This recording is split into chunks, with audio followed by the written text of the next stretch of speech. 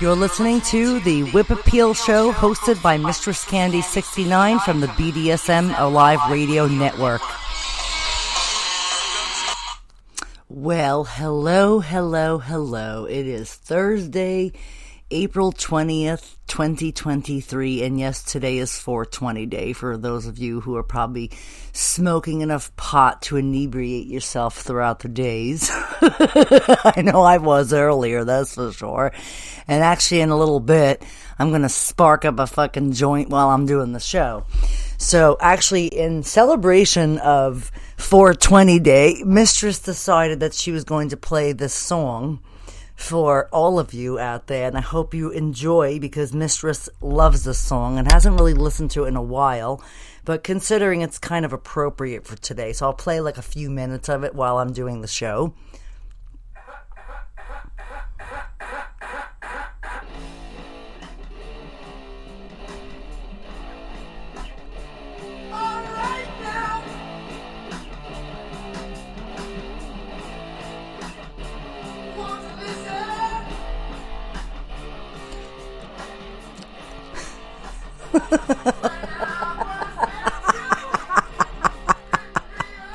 Of course, I had to put a little Sabbath on for some Sweet Leaf, because today is 420. But, you know, I don't want to get in trouble for copyright and all that shit, so I have to, like, be careful, you know. YouTube keeps busting my balls about using the song She Dominates from Blitzkid, but, you know, I keep submitting to them the email that I got from Argyle Goolsby, the owner of the band, and the guy himself, and they've seemed to have left me alone for the past 5 or 6 years now, but, you know, I don't want to get in trouble with Ozzy Osbourne, God forbid. But, tonight's show, I figured I was going to rehash a little bit more about the Dear Mistress column. I've been getting tons and tons of emails on my BDSM Alive Radio email, as well as my Mistress email, as well as various other places. Like tonight, I just so happened to go on Twitter for the first time in a few days, and there's this fella on there by the name of 39_OKD. So he writes, "Dear Mistress, been a huge fan for a long time, and any chance you need a new foot slave." Actually, it's kind of interesting. Past couple of days, I realized that my feet have been absolutely killing me. Like, I really need, like, a really good foot massage. So, you know, I do have a boyfriend, but, you know, Mistress does prefer somebody who has a foot fetish, who would want to spend majority of their time while they're with me rubbing my feet. So yeah, I'm up for having a foot slave. I want a good foot slave who's going to pamper Mistress at the same time, as well as, you know, worship my feet, the soles of my feet, and things of that nature. So, if you're listening to the show tonight, Mistress did respond to you and told you that I'm actually looking for a foot slave and wanted to know where you were located and how old you are, because, you know, I do have some limits when it comes to serving me in person. You have to be over the age of like 26 or 27. That's number one. You have to be extremely subservient. I will not put up with any assholes coming to see me and topping from the bottom. That is a big fucking no-no. And, you know, so I do look for good qualities in people who I think are potentially submissive, or somebody that I could possibly try to mold to my every desire, meaning finding a young submissive who's very into, you know, serving a dominant female and would like to have that opportunity. First of all, you have to be mentally and physically mature. I don't want a young fella coming to me and acting like a fucking 5-year-old, because that's a brat. That's not a submissive, and I won't put up with that bullshit. So, if you're listening to the show and you think you meet any of these qualities, then you can feel free to message me back and tell me that you think you're the submissive for my liking, and we can meet up and see where it goes. But, I'm basically looking for a foot boy who is subservient, who is for a foot position only. There is no strings attached, no, you're not going to be my boyfriend, things of that nature. Because I have all those things and I don't need anyone but the guy that I have. But I am looking to expand my stable to try to find some local submissives that are willing to work with Mistress, like, become a chauffeur for me when I need rides, do Mistress's laundry, clean for Mistress, because, Mistress really doesn't have time to do this stuff and would like someone else to do it for me. So if you're interested and you're in the Long Island area and you are interested in becoming a slave or a submissive for Mistress, you can contact me on any of my social media. You can even text message the radio show number, and you could say that you listen to the show and that you're interested in the foot boy position, and that, we can go from there. So I did get some other interesting things, like, let's see, where is this other one? Some of them are quite hilarious. This guy sends me a link, and he's telling me he's trying to make some films and would like to know if I was interested in becoming a star in one of his films. Now, mind you, I've never really knew who this guy was. Don't really see any of his films anywhere, so I'm not sure what his itinerary is. So, I'm not really interested in that sort of stuff unless I know you. That's number one, okay? So anyway, I'm going to go back to my emails and my Instagram, and I'm going to pull up all these hilarious conversations that I got from submissives, which I thought were quite fucking hilarious. So, I don't know, some of them are quite funny. So let's see, hold on, I'm swapping to my other account here, so here we go. Okay, so let's see, once I'm in my mail here, oh my god, I'm so fucking tired today, it's crazy. So let's see, we got, where is it? I don't know, hold on a sec, I'm trying to find it. Okay, so I have this submissive online that says, "You look wonderful. I can't believe it's been a year since your surgery, Mistress. You look fantastic. I have a question for you. I've been admiring you from afar, and what does it take to get in your good graces and become your submissive?" Interesting question. Well, what does it take? Let's see. I need somebody who's mentally mature, like I said earlier. I need somebody who can actually follow directions and follow rules without any hesitation. If you hesitate something I ask you, then keep going. I'm not interested, because it means that you can't follow a fucking simple directive.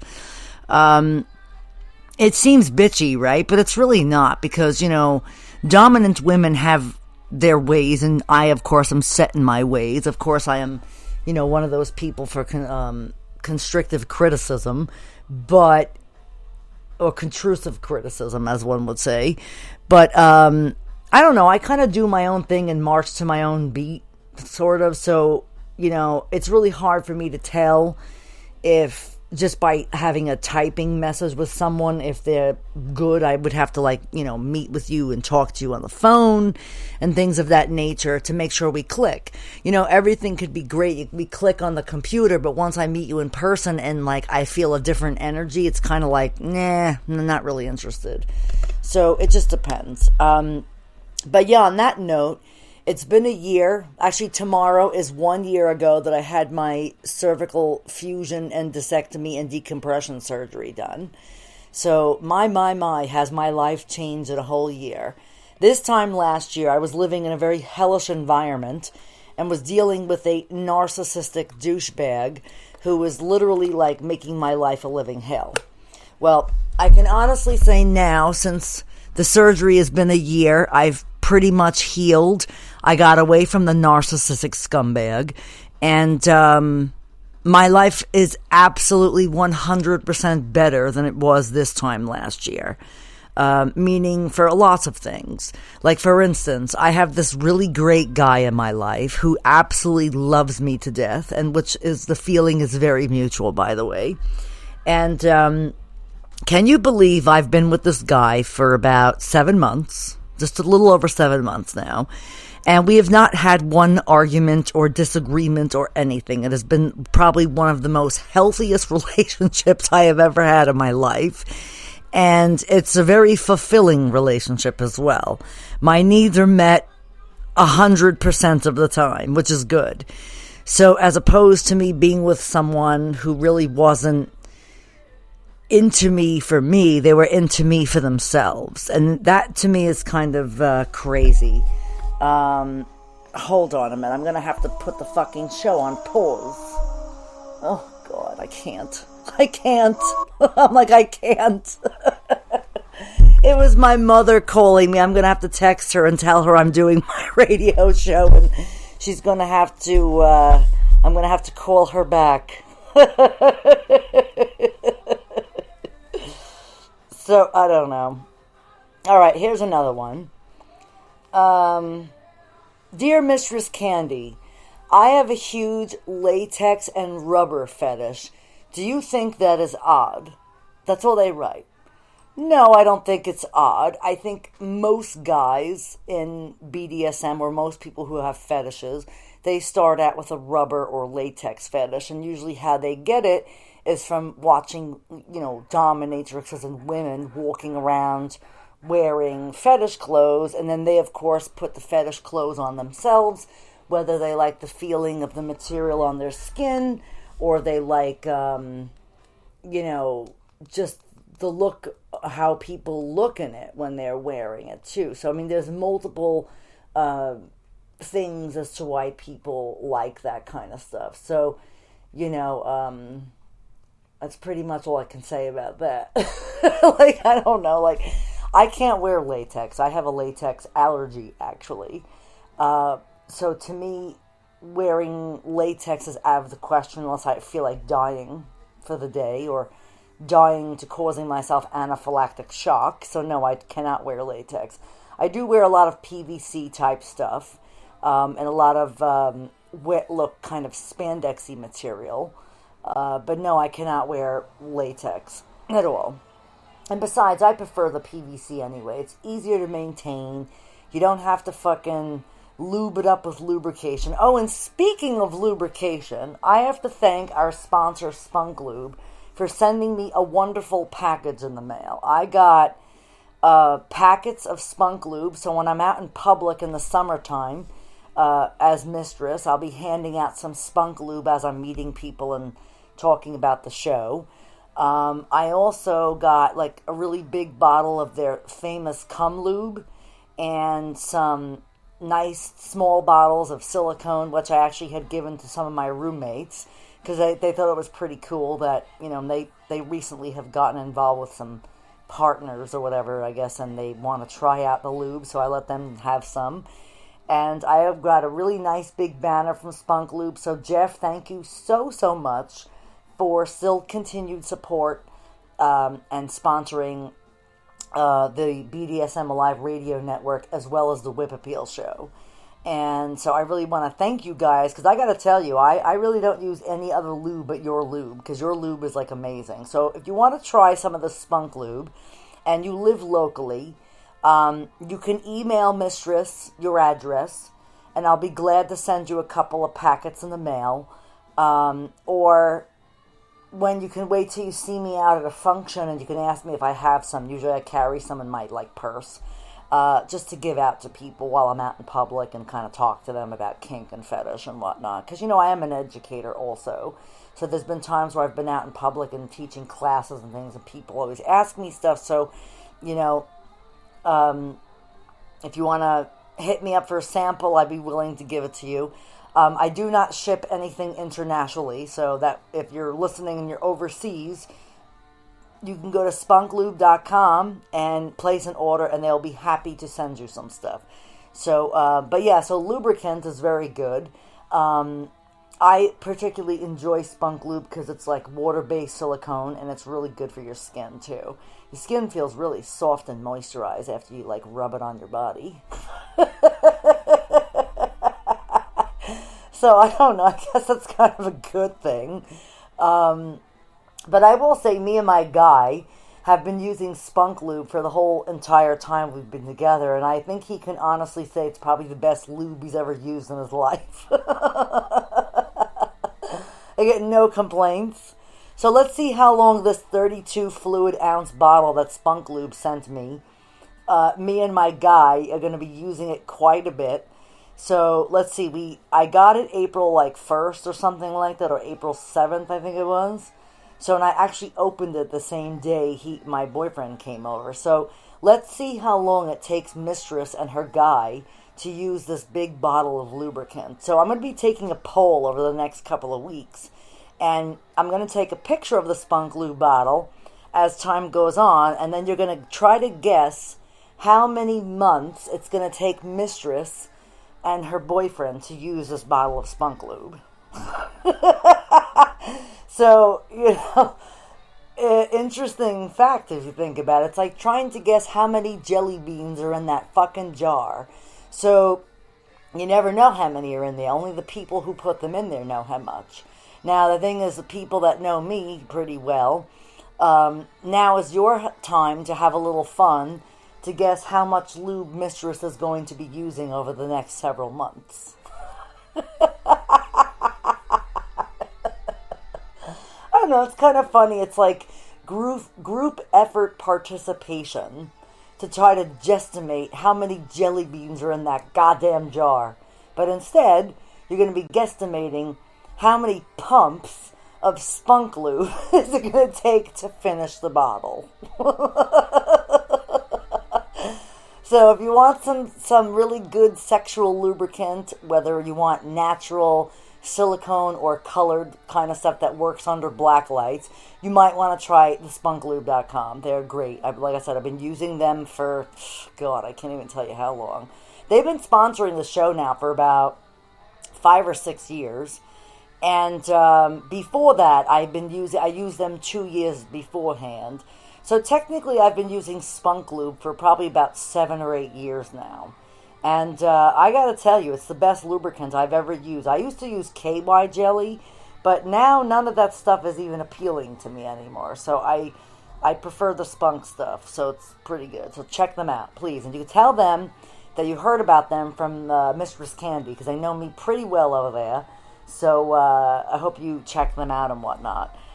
So, I don't know, back to a few more of these funny emails. Here's the best, really good one. I had this girl, this female submissive, contact me. Now, kind of interesting enough, I've never really gotten a message from a female submissive until recently. Like, this one is pretty in particular. This girl followed me, so I followed her back. So she writes, "Thanks for following me, Mistress. Open for female subs," with a question mark. Then she writes, "This slut is on all fours asking permission to introduce myself." Now, first of all, I've never heard a female submissive talk like this. So I kind of think this is a guy incognito pretending to be a female. Or for some reason, I think it's more of a submissive with an identity crisis, using female photos, portraying themselves to be female, because deep down inside they really want to be female. So I see this a lot with like sissy cross-dressers and people who are transgendered online. So anyway, then I progressed to look at this woman's photo, and I'm like, why the hell would a woman say this to me? So then she writes, "Hi, I'm not going to say her name. I'll just call her V. She's 45 years old, and she's a chubby, short piggy." This is what she writes. "I love being a full-time pig and cow for Mistress." Now, not to be a dick, I looked at her profile, and she looks to be quite piggish. She actually looks like a fucking pig. Like, so, I thought it was kind of funny, a pig and cow. All right, again, my experience with female submissives, I actually usually hold them in the highest regard because they are females. And to some degree, I do practice female superiority and femdom stuff. So when you have a female submissive who comes across and wants to serve and kind of comes off kind of mannish, you kind of want to take a step back. But it is kind of makes for some funny conversation. So I wrote, well, hello, where do you live? Are you in New York? So she writes, hi, Mistress. Yes, I am in New York City. So, okay, New York City is probably about 45 minutes from where I live, okay? So I said, okay, well, I'm in Long Island, and I specifically tell her where. So she goes, oh, I see, Mistress. I am in Albany. Fucking 5 minutes before, she tells me she's in New York City, and now she changes her location. So, which, of course, this makes me believe this is somebody who is, lying to me off the bat. Not a good thing. If you're uncomfortable about telling me where you are, you can say, oh, I think I'm relatively close to you. See, a lot of these female people, submissives, don't really know how to talk to other females either. And so anyway, she goes, ever had any female sub before? You seem experienced and strict, which is good. So I said, yeah, I know where Albany is. I actually used to live in upstate New York. And yes, I've owned women before. So she saw it and never responded to me. Which, to me, again, I really feel that this is a male coming off as a woman, just by the way the text is written. Look, I've been a dominatrix for 33 years, and I've been decoding submissives, mails, and messages for years, okay? I know a fucking faker when I see one, and this email, this messages that I got is definitely from a guy. I totally, and they are not submissive by the way they write this message to me. So, kind of interesting. When you're addressing yourself to a mistress in an email and you write a capital letter I, that right there tells me either one, you have great grammar, or two, you're not really who you say you are. Subservient subs, or pigs and cows, as one would say, would still address them as themselves as a lowercase letter. Okay, so, again, not that I'm like the fucking grammar police, but these are things that I look for when a submissive is writing to me. I can basically decode their conversations, decode specific things about themselves, or uncover things about themselves that they don't even know that I know, but I just can tell based on what they write to me. So it's kind of funny. A female submissive who bombards a mistress and then doesn't respond. I have to say that's something a male submissive would do. A female submissive is not likely to do that, because I've actually owned female submissives. A few years back, I had this really great friend who I know for years, who was kind of under the tutelage of another master who kind of lost his mind and had a mental breakdown. So he asked me to take control of her. I did. I did for a little while. Then I mentored her for a couple of years. And then actually she went off and got married to someone else. And the guy that she was married to was actually a dominant in training. So, kind of interesting, I mentored both of them for a while. Then about 3 years ago, or going on my third year, her and her husband had called me up and said, listen, I really want you to, take ownership of my wife, guide her and, help her try to be, whatever. So I did. And I ended up collaring her. She was my owned and collared submissive, a first female that I've ever owned. Out of my whole 33 years of being a dominatrix, I've only owned men. So I owned this woman, and, we're still friends. We talk still to the day, even though she's now a switch. She's a mistress to others, but a subservient to her husband, which is kind of an interesting story. But she was my collared slave for a very long time. And what she did for me was she listened to me about specific things. I was more of like a mentor to her. I kind of guided her and taught her the journey, the other part of the journey that she really didn't understand. Because when you're submissive and you have what's called switch tendencies, where you love being dominated by someone who you're close to, but yet you have this overwhelming desire to dominate someone else. And usually your partner, the one who you're subservient to, doesn't really allow topping from the bottom, nor do they want to kind of engage with it, because he himself was learning to be a dominant and really wasn't sure what the outcome would be. So I took her, I guided her, I helped her on her journey. She's now a fantastic switch. She has 2 female subs of her own, and she's submissive to her husband, who also has other slaves besides her. So kind of an interesting dynamic. But I knew this woman for, God, even when I lived in upstate New York, and she always looked up to me. So Bella, darling, if you're listening to the show, of course this is about you and your wonderful husband and all of your subs and whatnot.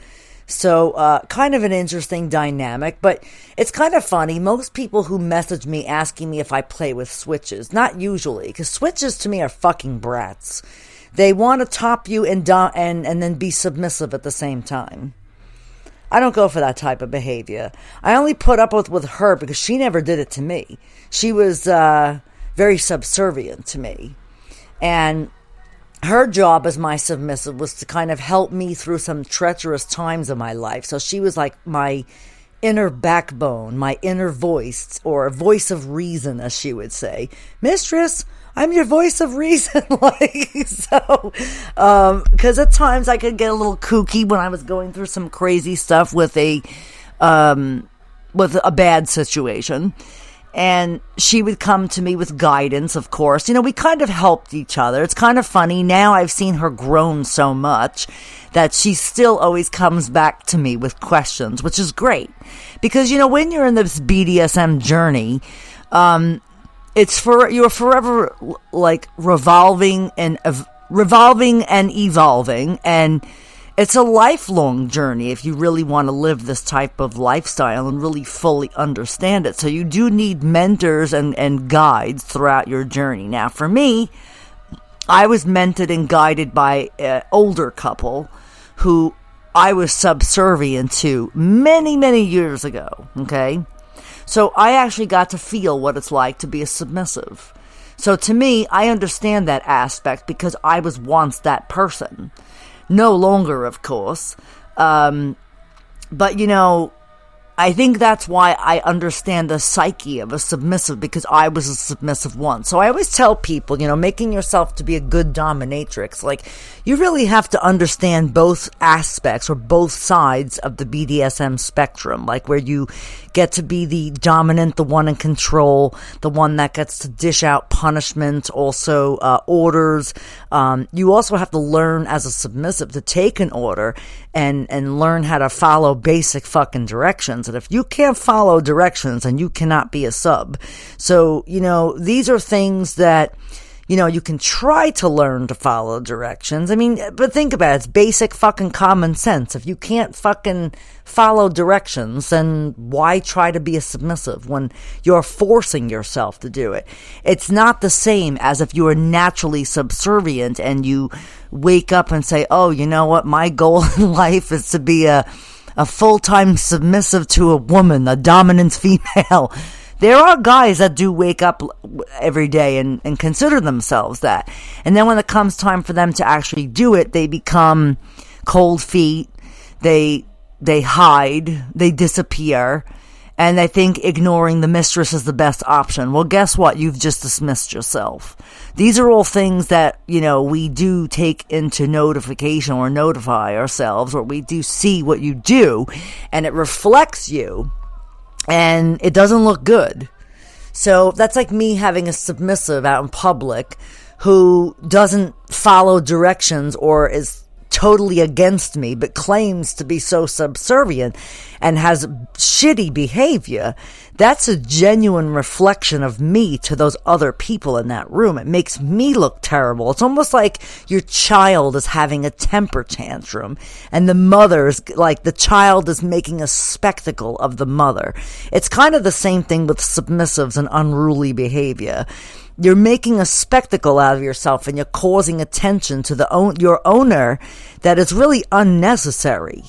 So, these are things that if you're trying to be subservient, you might actually want to listen and pay attention to, because I'm giving you some very free guidance here that is going to make your life easier when you go to find that mistress who you think you're going to be serving. So, I don't know. I just had this very wild image of myself sitting on this throne with my gear and having like a cane or a stick in my hand, like kind of pointing at a bunch of male submissives on their hands and knees and waiting for my commands. Almost like a bunch of metalheads at a death metal concert. I don't know. Kind of funny stuff. So, it's kind of interesting. Like, when I'm reading these emails, I'm like, is this one a male or is this one a female? I mean, look, I've had interaction with female subs before. I've gone to play parties where I've had females walk up to me and ask me to play with them. Like, stick needles in their nipples or, like, whip them. I had this one chick one time back in, like, I want to say 2012, somewhere at Exotica. She was like, oh, come on, I want you to whip me. I've never been whipped before, and I really want you to do it. And I'm like, why? Like, just out of curiosity. And she's like, I watched you whip and spank a bunch of people, and honestly, it was a turn on. So this was the first time a woman had actually told me that she watched me whip and spank people, and it made her hot watching me do this to someone. So she thought it would be even more hotter if she could get off on the fact mentally that I would be bending her over a spanking bench and like spanking her with my bare hands, which I of course did. I'm not going to turn down a spanking. If somebody tells me they want to be spanked, it just so happens I may have a bug up my ass that day and I might need to vent. So it might actually, I'm only kidding, I don't do that, but I'm just saying, like, it was just kind of funny. Because that's part of learning to control yourself as a dominant. You can't go around with a shitty attitude and take your frustrations out on your submissives, because it can get pretty fucking, nasty. So, there was only once or twice in my life that I owned a submissive who was the fucking worst. This cross-dresser, Tammy, who used to live with me in upstate New York, he was the worst. I mean, look, I've had all kinds of fucked up situations, but with this guy, I'll tell you, I've mentioned him on prior shows. He was my first interaction with a cross-dressing sissy maid who, honestly, I wanted to fucking murder. I swear to God. And I say this, like, loosely, because he lived in my house, took very good care of me, of course, and my family. At the time, I was married and had 2 sons living in the house. And they, he would be like great to them. He cooked, he cleaned, he did everybody's laundry. Let me tell you, he really knew what it was like to be a subservient sissy maid. But then, of course, this is what happens with most of them. They are closet cases, bisexuals, fags, whatever. And he had a terrible habit of dom hopping. He was on FetLife and other places, chronically like talking to anybody he could talk to, because he was the most neediest attention whore in the whole world. And I got quite annoyed over it, and I told him, I said, listen, you're owned and collared by me for a long time now, and if you don't understand your place, there's the fucking door. Oh, I fucking told him, and he was like, really? I said, yes. Mistress is not putting up with that fucking behavior. So, because, it was getting back to me that he was dom hopping, and it kind of makes me look, So, I took his fucking collar off and threw his ass out of my fucking house. And then a year later, he came back to me and was like, oh, mistress, I'm really sorry. I'll never do that again. And of course, what happens? I let my guard down and he did it again. So that sissy maid found himself homeless in a fucking heartbeat, and I threw him out of my house in the middle of a cold winter. I didn't give a shit. And then after that, I swore I would never get involved with a cross-dresser ever again. And what do you think happened? It happened again and again and again. And every fucking time I've dealt with those motherfuckers, I get burned. So in this new BDSM lifestyle that I'm living, I've decided that I'm no longer entertaining the thought of any cross-dressers or sissies or any of that nature.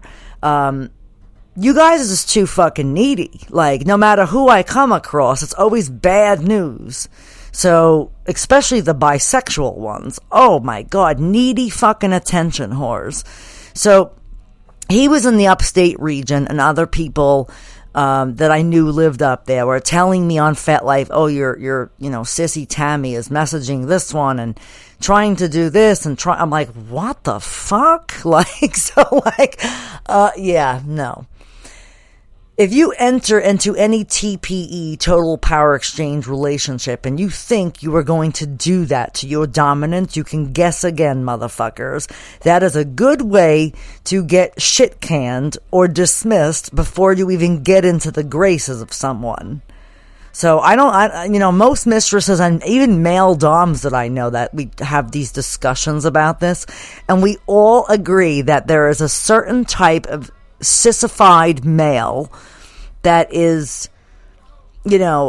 claims to be subservient, but deep down inside they're really alpha, and they do or they exhibit behaviors that we call topping from the bottom, meaning that, it's like a blossoming switch, as I like to call them. Blossoming switches. These are people that claim to be so subservient, but yet when they're in front of you, they do everything to dismay you. And, all for themselves. Needy fetishists, as I would always say. So, these types of relationships are really not that great. So hold on, we have a caller calling into the show. Let's see if I can get it. Hello? How are you? Oh, how are you, Sir Lorenzo? Were you listening to the show about me talking about non-submissive behavior? So what do you think about that? What's that? So you're recording or are you live? Oh, I'm live. I'm live tonight. Oh. I'm live tonight on 420, and I'm smoking a big fat joint as I'm doing the show. Well, you have a lot of people that act as subs, but they're really not, of course. They just like the imagery. Just being comfortable. Yeah, being comfortable with somebody that's looking out for them, but they really want to, as you say, top from the bottom. Exactly. It's funny. I was talking because I got this email from this woman. I do the Dear Mistress column every week, and I gotta tell you, I got some wacky fucking emails. Oh my God. Some of the, I picked through them because some of them I'm like, well, I kind of did a show about that once before. So tonight's show is about, people who are switches. I got some emails from this woman who was like a switch, and, she's subservient to her husband, and her husband is a dom in training. So, kind of interesting, she wants to dom other people. I said, well, maybe you should try to, talk to him about that and see if it's even in your dynamic, because, of course, what happens with that. Some doms get jealous, especially when they're romantically involved with that individual. They get jealous of them, let's say the male dom in training has this submissive girlfriend, right? And the girlfriend wants to top from the bottom, but not with him. She wants to top other people, not him per se, because she respects him as being a dominant. So she wants to be able to find herself like a playmate. And, make it kind of an interesting dynamic to maybe where her and her guy will co-own this new playmate together. So technically, it's not the dom who's topping from the bottom, it's the submissive who's topping from the bottom and wants to be allowed to play with a a submissive lower than herself. So she would be considered like the alpha in that situation. Yeah, that sounds real unique. I know, exactly. That could be some problems down the line. Yeah, exactly. That's why I was like, been there, done that. That's not a good deal.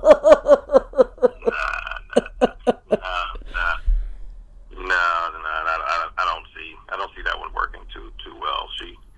She's basically going to be training her dom the way she wants him to be to satisfy her needs and what she wants to do. You know, that's a whole different dynamic than what they're claiming at that point. Well, I know, because to me, I'm like, okay, this first of all sounds like a polyamorous relationship where the guy is with the girl, but the girl is now wanting to be with, I don't know if it's a guy or a girl. I didn't ask the situation, but it sounds like it's some sort of polyamory. But I mean, look, I have seen in very rare cases, like I do know a couple who's a dom and she's a submissive, but she's actually a switch. And I actually owned her for a hot minute for a couple of years to mentor her. Her husband requested it, which is kind of interesting. And, so the time when I owned that female submissive, her husband was a male dom, but kind of learning still. And I guess she was bratty, so he called me up one day and he goes, listen, I need you to own my wife. I need you to control her. I need you to teach her things. He goes, I've had no luck with her. And this is his wife. So this is a couple I've known for years. And I said, sure. So I took ownership over his wife. She was collared. I dismissed her purposely. I had her in ownership for about 2 or 3 years. And then when I felt the timing was right, I released her back to her husband. So now I hear their dynamic is, they are still a married couple. She's a switch. He's a male dom.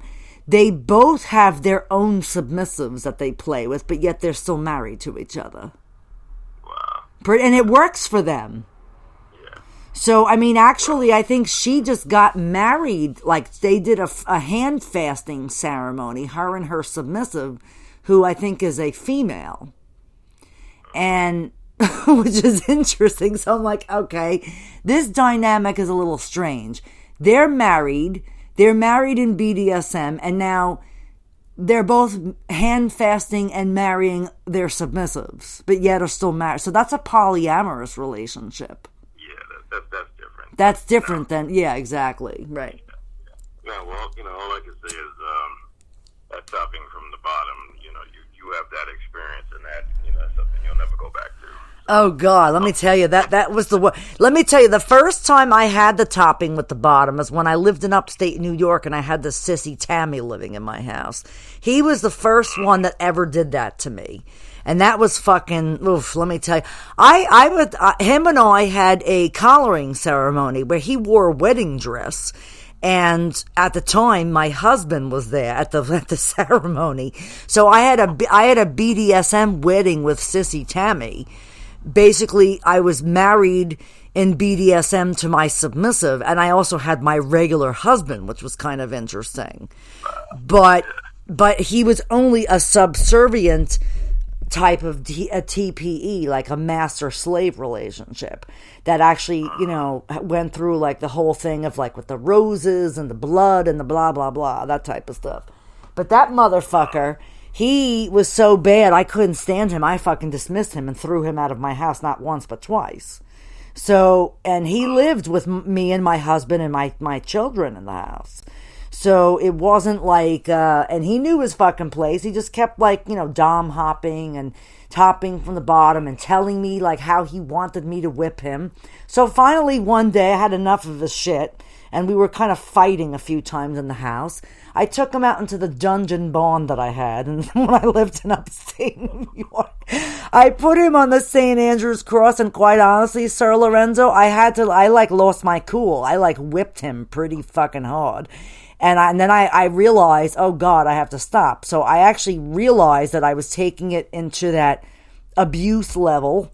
So I decided that I literally dropped the whip, went outside. I think I smoked like 5 cigarettes. I went back in. He was like on the cross, and I said to him, not that I really care, but are you okay? And he's like, oh, that was the best beating I got in my life, right? Like, no, like, qualms. And then he didn't apologize for anything. So I took him off the cross, and I told him, I said, you need to take your stuff and leave. And I told him, I said, you really pushed me to my limit, and I had to walk away. So we are done, and you are not my submissive any longer. I have dismissed you. And I never saw him ever again after that. So, I mean, I have heard through the grapevine that I think he passed away during COVID, because he was like 65 when I owned him. So, I mean, it was like, and this was a long time ago already. This was like 2010. So, like, you know, I don't know if it's true if he passed away or he was sick, but nobody has seen him anywhere, so who knows.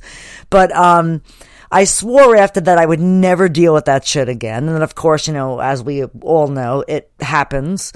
And so I was, you know, with this foot slave that's been messaging me, and this woman, you know, it's kind of funny. This woman I really believe is a man using woman's photos. Because what female submissive have you ever heard address themselves as a pig and a cow? Oh, what happened? Hello? Oh, I don't know. I was talking and I was like, what the fuck happened? So, what female submissive have you ever heard that addressed themselves as a pig or a cow? Wait, hold on. Are you there? Yeah. I'm going to pass on your hello. I have your friend here. We're at Chicago, you know, at the Exotica right now. What friend? Sean. Oh, let me talk to him. I'm going to see him later downstairs. Oh, the fucker. Oh, you guys are at Chicago Exotica? Yeah, we're at the hotel right now. Oh, is Casey with you, or is she busy? Yeah, she's busy right now. Oh, that's cool. Oh, she's probably getting dressed to go. Well, you guys going to the after party tonight? Yeah, one of the meet and greets will be today. So. Oh, I saw Sean got nominated for ASN something or other. Yeah, he's one of them, like Casey, one of the magazine covers. Wow, I hope he wins, you know. Tell him I'm rooting for him. I'm going to smack his ass so hard when I see him next. Yeah, I'll pass that on. So, yeah, I just wanted to say hi, but we're getting ready to... All right. Well, listen, I'm gonna tweet to him later on Twitter and be like, "Oh, I heard you're at you're hanging with my buddy over there." Oh, you have to call me later on when you and him are like out and about. And I get to talk to him, or I'll just call him on a cell number. I have a cell too, so I'll probably just ring him on. All right. Well, thanks for calling in tonight, at least. Enjoy Exotica. So everyone who's listening and wants to go to Exotica this weekend, it's at, where is it? At the Rosemont? Yeah, it's at the Convention Center in Rosemont, right by O'Hare. Yeah, it's the Donald... Wait, hold on. It's the Donald J. Stevens Convention Center. Yeah. Wow, it's in the same fucking spot it's always been for years. I went to that one in 2014 and 2015. But that was the last time I went to Chicago. Yeah, this one's more people are coming to this. I don't know. I'll have to get my slave Paula to take me next year to Chicago. Yeah. Him and I went a few years back. Him and I went together twice. That's why, like, him and I went there to that one. So, he did say he was ready to go back in action shortly. So, I guess he's going to be preparing to take me to Chicago. Yeah. So, you have a good time there. Yeah. All right. Well, thanks for calling in. I hope you have fun at the Exotica tonight. So it's exoticaexpo.com if you want to go to the convention this weekend and visit Sir Lorenzo and my friends over there. Yeah. Have them come by and say hello. Absolutely. All right, you take care. You too. Thanks for calling in, Lorenzo. Okay. All right. Bye-bye. Oh, so that was pretty cool. Yeah, I didn't realize the Exotica weekend started already. I know they have like a whole bunch of different dates for shows. Like, yeah, usually around, I thought it was like May or June they usually do the Chicago Exotica. That's when I went in the past, but apparently they changed the dates around. So I guess it's the weekend of 4/20 is the opening for Friday night. Ladies Free Friday at Exotica in Chicago, everybody, for the Donald J. Stevens Convention Center at the Rosemont.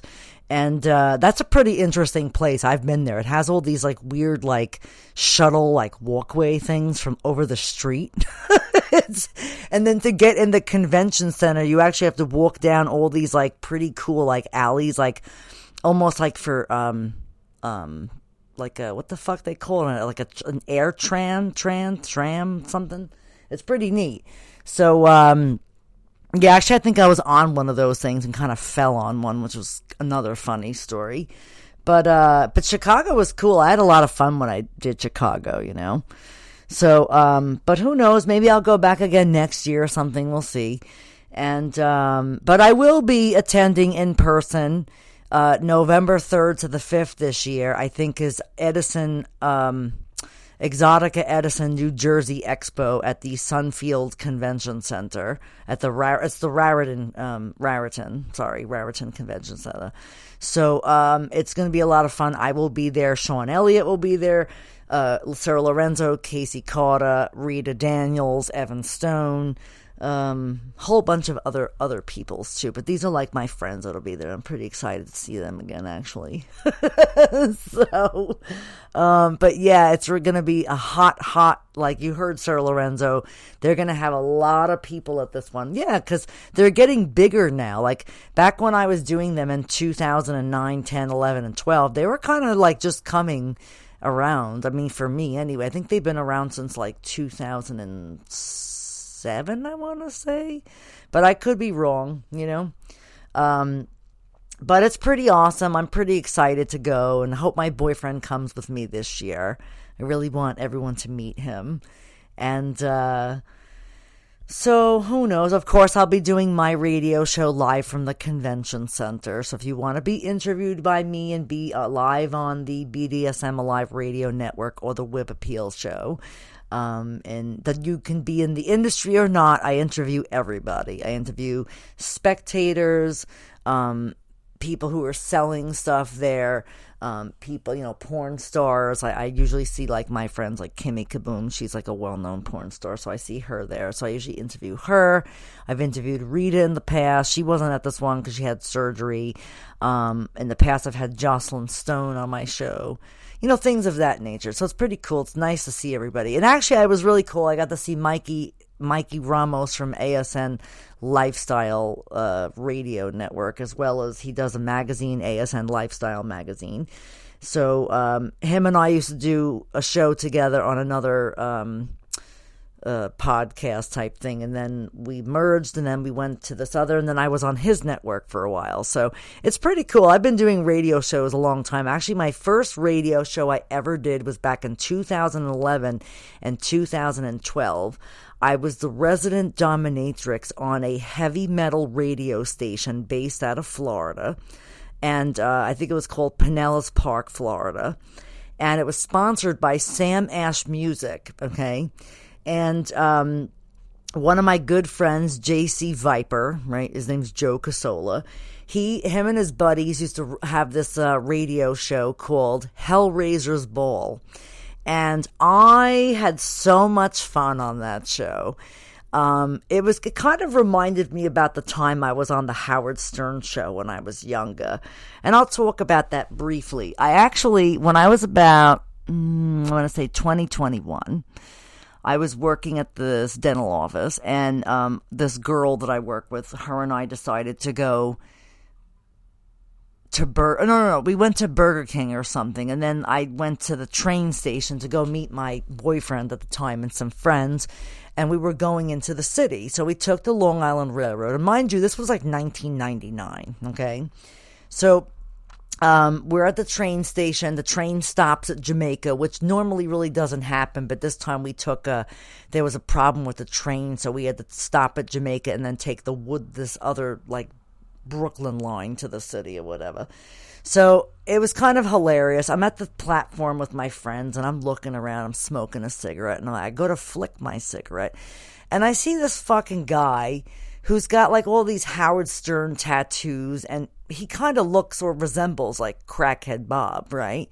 So I walk up to him a little bit, and I was like, wow, the guy's got a fucking hat on that says his famous phrase words, "I don't think so," right? So I walk up to this guy, and I look at him, and I'm like, hey, and he looks at me, and I'm like, can I ask you a question? This was fucking hilarious. And my friends are fucking dying. And I said, hey, you really look like that guy, Crackhead Bob from the Howard Stern show. And he turns around and looks at me and says his famous catchphrase. And then he shook his head and goes, no. I said, yes, you are. I'm like, dude, don't fucking lie to me. So next thing you know, our train comes. We go on the train. He goes on the train. He sits in the same fucking car that we're in on the train. So I ended up like going over to him and talking to him. We exchanged numbers. It's kind of a funny story. And I go into the city with my friends. I don't know where he was going, but I don't know. I didn't ask. So a couple of days later, I get a phone call from him, and my father comes into my room and goes, "Oh, there's a Crackhead Bob on the phone for you, a guy named Bob." So I was like, whatever. I get on the phone. He's like, "Listen, I'm at the train station. I need a ride. Could you give me a ride somewhere?" And I said, well, actually, I'm with my girlfriend and my son. So yeah, we'll come pick you up. So I make my girlfriend, this chick Dana I used to work with, I tell her to fucking pick me up and we got to go give my friend a ride. So she's like, okay. So I don't tell her who it is.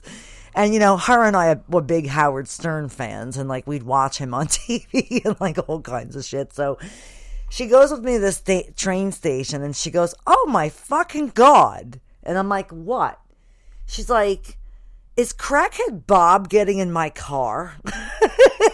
And I said, "Why, yes, he is. Do you have a problem with that?" And she goes, "No." So we go to Burger King. We get like food for my son at the time, who was like 4 or 5 years old.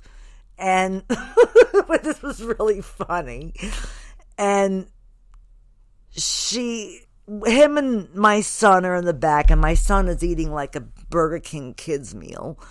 And Crackhead Bob is having like a soda and French fries, and he's like staring at my son. And my girlfriend is in the driver's seat, like looking through her rearview mirror, like watching him. And she's like, wow, she goes, "I can't fucking believe I have Crackhead Bob in the back seat of my car." So, we're laughing, whatever. Then we drive him to where he has to go. He said he wanted to go to the deli by where I live. I never questioned why. And then he eventually told me that his ex-wife and children lived over like around the corner from where I grew up, basically. So I was taking him to see his offspring or whatever. So later in the week goes by, he comes back again and goes to the deli by where I live and comes to my job and gets his teeth fixed. Like, the dentist who I worked with at the time fixed his teeth, like gave him like porcelain veneers. So as opposed to having that spaced out like crackhead look. So she like fixed his teeth. And I remember we had a fucking guy in the office fixing the air conditioner, and he asked me if I could get him his autograph. So I said, sure. So I tell Bob that the guy wants his autograph. Now, mind you, he really can't write because he smoked so much crack. He had a stroke. Was lucky to be alive at the time. And I mean, that's a story he told me anyway. And that, so he writes his name all cockeyed on a piece of like paper, and it says, to whatever his name is, with love, Crackhead Bob. And it wasn't like great, but he did his best and the guy was grateful. So then he comes back to my house for dinner, and my father comes home and sees him in the kitchen. I was like, what the fuck? And breaks out the Private Parts Howard Stern book and has Crackhead Bob sign the book. Now, 2 years before that, I took the book to where I used to work for another dental office, and Howard Stern's Howard Stern's parents were patients there. Howard Stern's patients, that's great. So, kind of an interesting factor. So I had his parents sign the book. It was Howard and Ray Stern, the mother and the father. The mother was Ray and the RAE, and the father was Howard Sr., whatever. So I had them sign the book. They were absolutely hilarious. They were the nicest people I ever met in my life. So shortly after this, I get a phone call one morning at like 5:30, 6 o'clock in the fucking morning. My father comes and wakes me up, and he goes, there's a guy on the phone for you named Stuttering John. Do you know a Stuttering John? And I said, well, yeah, Dad, that's the guy from the Howard Stern show. So Stuttering John called my house one morning at 5, 6 in the morning. Well, I guess Crackhead Bob went to see Howard in the studio and was on the show. And I was known as Crackhead Bob's girlfriend, which is really terrible, but it's kind of funny. And so I actually got to speak on air to Howard about Crackhead Bob and about how I met him. And what an ironic part of the story is that he and his family grew up around the corner from where I grew up also. So it was kind of a funny story how I met him at the train station, and then here I was on the Howard Stern show. So it was kind of interesting. I remained in contact with him for a few years after that, and then sadly he passed away probably about I don't know how long ago now. It's probably about maybe 8 or 9 years ago now. But so rest in peace, Crackhead Bob. But it was kind of cool. I was a big Howard Stern fan, and recently I had my young boyfriend watch Private Parts, and he was fucking cracking up. So it's kind of funny. He never saw the movie, and he was very like, it made me laugh too, because I haven't seen it in so fucking long. And it's a true story on how he became a radio disc jockey, and look where he is now. So I kind of like look up to Howard Stern to some degree, because I like to be as raunchy as I can also.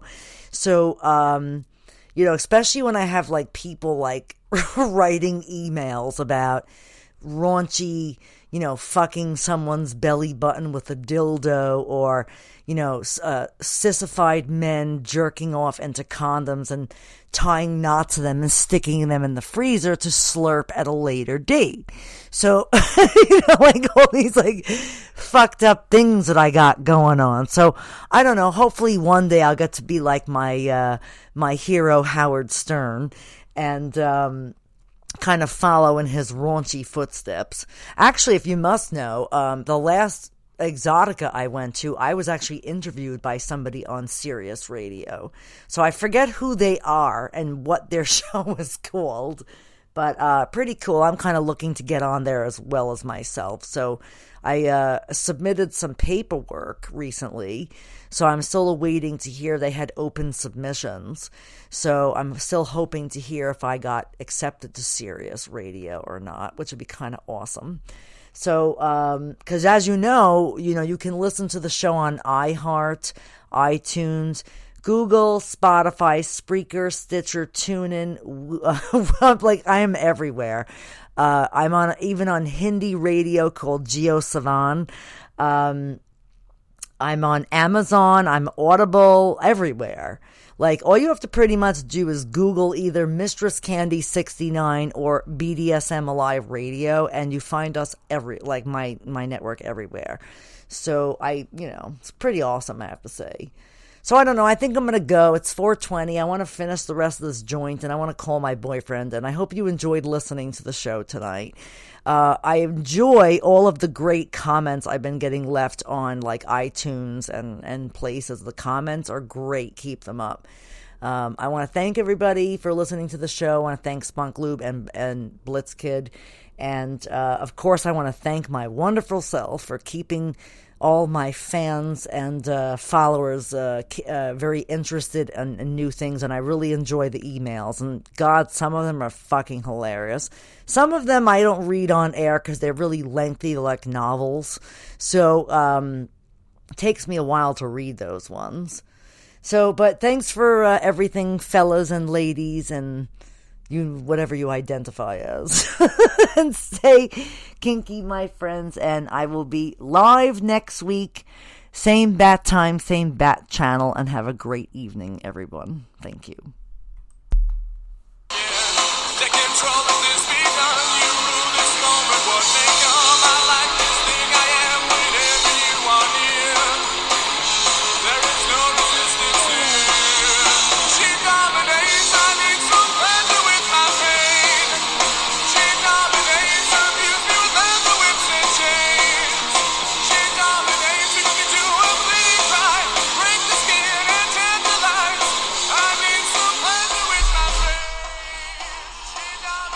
You're listening to the Whip Appeal Show, hosted by MistressCandy69 from the BDSM Alive Radio Network.